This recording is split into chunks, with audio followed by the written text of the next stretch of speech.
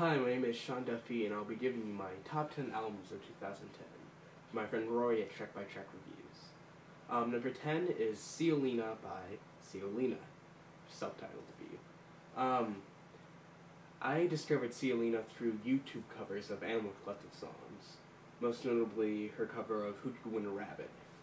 And I really loved the cover, so I checked her original music from her Bandcamp site, where you can download the whole album for free, or I just pay your own price. But anyway, I listened to it and it was an instant, really dug it, you know. It's kind of short albums, almost barely, half an hour long. But it's just an album full of great sound. But what really makes this record is the production by Felix Green, Ciolina's brother, I believe. And basically, a lot of the songs, the main core is a simple song with, just guitar, acoustic guitar, and singing. But Felix Green, the producer, adds these little layers of production that really bring it more life, just little basic rhythms, and stuff like that, that just really lively up the whole thing and just make it a pleasure to listen to. Haven't gotten tired of it yet, and just a great short little album to listen to all the way through, and I can't wait to hear more from her. Number 9, The ArchAndroid Suite 2 and 3 by Janelle Monáe. This is by far the best pop album I've heard in a long time, I should say. Just a huge concept album, but with some great pop songs that aren't really, too weird that it would really shouldn't be. There's no reason why these songs shouldn't be hits on the radio. Songs like Tightrope or Run or Dance or Die or Cold War. There's just so many great songs on this record. It's unlike the first album, Ciolina. Some albums is really long, but sit down and listen to this. It's just a joy to listen to. There's this big kind of concept that's based off the movie Metropolis, which is one of my favorite films of all time. It's a 1929 German silent film, but it's incredible.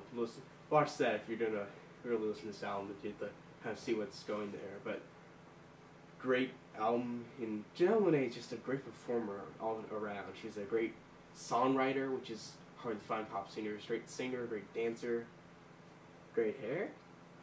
I don't know what the hell that hair is, but it's cool. I don't see anyone else with it. Number 8, How I Got Over by The Roots. This album for me was just the best album to drive to this year, Just something when you're driving at night, kind of cold out, pop on The Roots, How I Got Over it just perfectly. Although I should say that the last 2 songs on this album or so are complete throwaway tracks that really don't fit with the rest of the album and just aren't good songs at all, really. So the album for me really ends with the song With the Fire.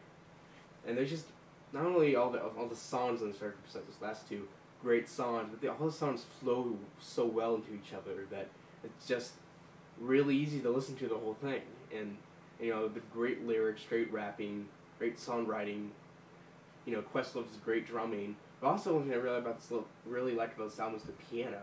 And the piano and the rest of the production, the band itself, really blends so well together, and it just feels hip hop. It's the kind of hip hop that just feels more soulful, Number 7, the Gorillaz, whatever, Plastic Beach.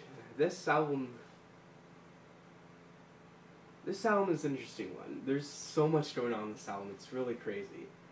On this album, I had never been a Gorillaz fan to this album. I heard their other stuff, and I like Blur, so I'll give Damon Albarn, or however you pronounce his name, a chance. But I'd never been much of a Gorillaz fan before this album. But after seeing some good reviews it's gotten, I checked it out, and it's definitely an album worth listening to.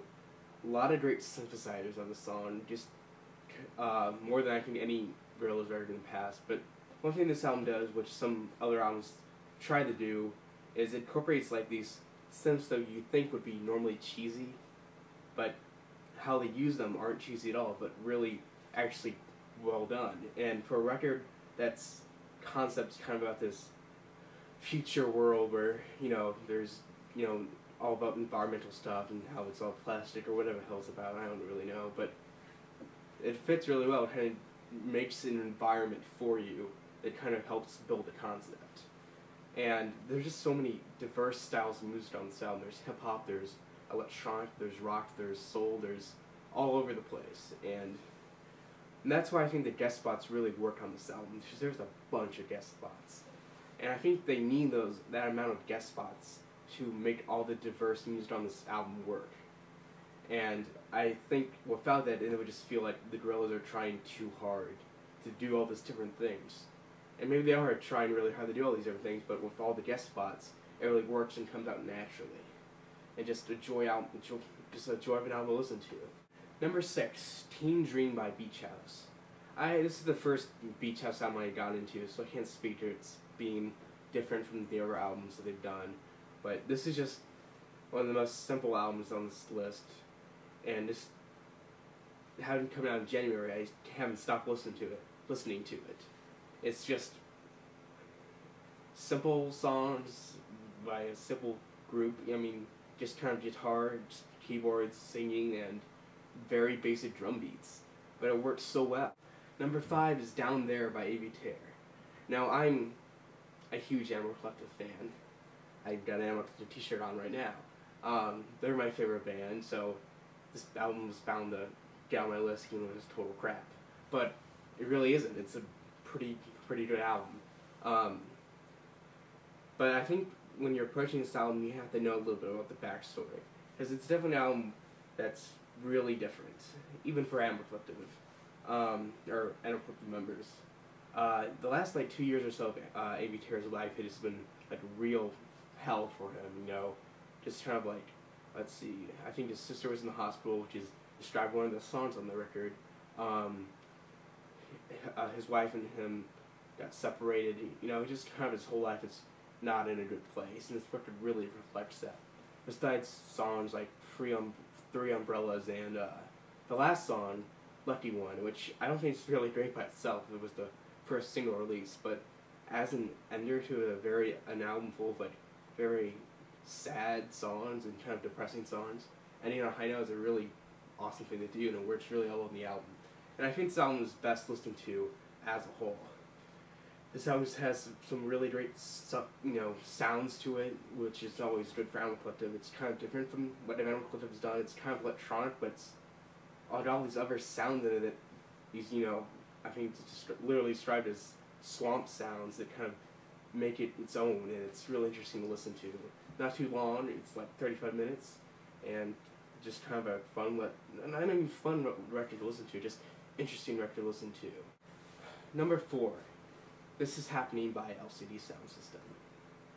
LCD Sound System is just a great band. I really, really want to see them live sometime, because having watched some of their performances on webcasts this year, Pitchfork and Bonnaroo, you can just tell that they're going to be a fantastic live act.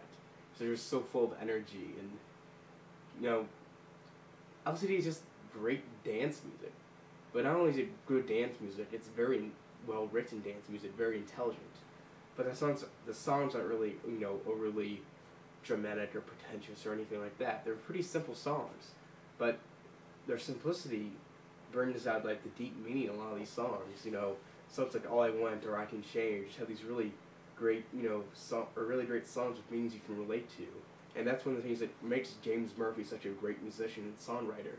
He can make great dance tracks, but also can make songs that are really, good and you'll carry with you for a long time, just their deep meanings. Number 3, Age of Odds by Sufjan Stevens. I think that's how you pronounce it. I always get it wrong. Anyway, this album threw a lot of people off.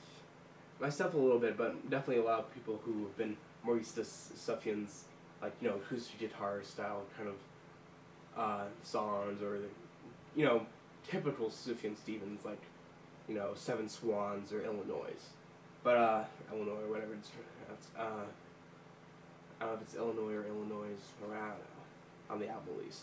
But I actually really dug this album, even more than All the Delight People EP, which is more typical Sufjan, as opposed to this album. This album is really electronic, which is different from Sufjan, except for one of his first albums. I don't forget what it's called, something about a rabbit, but have a listen to that. It's still pretty different from that, how the electronics are used there than they're used here. But Um, these are just some I think Sufjan's best songs are on this record. Like, the 25-minute closer's Impossible Soul, which a lot of people, probably just ignore because it's 25 minutes long. But that's a great song. Just, got 5 parts. It's all over the place, but it's really well written. All these songs on this record are a lot more personal than all this other stuff. Now, I've had people argue me that Sufjan's songs are all personal, but really I think this one especially than others. There aren't as many songs which are kind of more abstract and can be applied to a lot of people. A lot of these are more directly, personal to Sufjan.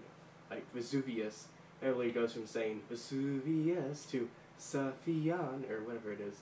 So it's definitely really direct. And him talking about himself, there's not really, you can't kind of hardly deny that. There's not some more broad aspect to it, which some of his other records have. Number 2, The Arcade Fire with The Suburbs. I got into indie music about 3 years ago when Neon Bible came out. It was one of the first indie albums I got into, on with the Decemberist, The Train Life.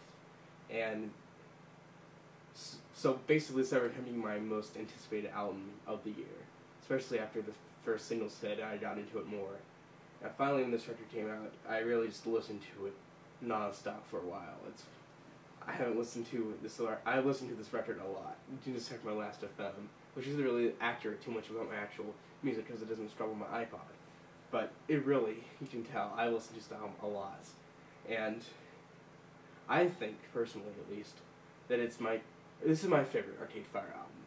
I think Funeral might be their best, per se, but The Suburbs is my favorite, because I love concept albums. I mean, if you tell me an album's a concept album, I'll probably listen to it, if not fall in love with it. And the concept here isn't so much even in your face, like some other records. It's kind of something that you can ignore if you really want to. I mean, all the songs address it, but not so, like, I guess, so much that it stops you from enjoying the songs, it's just a great album to dive into. And I'm still finding new, parts of the record that I haven't found before, diving into the lyrics and things like that. And number 1, My Beautiful Dark Twisted Fantasy by Kanye West. I know what you're doing right now. You're slamming on your keyboard. You're saying, what? Kanye West? No. I'm sorry, but Kanye did make the best album of 2010. At least the most essential to listen to album of 2010. I've always been a Kanye fan, and my third release by him was Late Registration, and this blows that out of the water. This album is just so ambitious, I should say. There's so much going on this record, so many great tracks on this album that it's hard to get bored with this record, because every song is just worthy of saying, oh, that's a great track. Every song has something special to it, that it has, whether it's a guest spot or just the great production Kanye has, or even as some other people like Roy or Sam or Alec would disagree with me. Even Kanye's rapping is really good. I think it's probably the best he's done, or actually no, not the best he's done, but I think the most fitting for the music that he's done, if that makes any sense. And really there's some great lines on this. There's some great lyrics in this record, my childlike creativity and honesty is honestly being prodded by these strong thoughts. A line like that and a song like Power, which is a great track with great production and great lyrics, and this is just a joy of a record to listen to from beginning to end.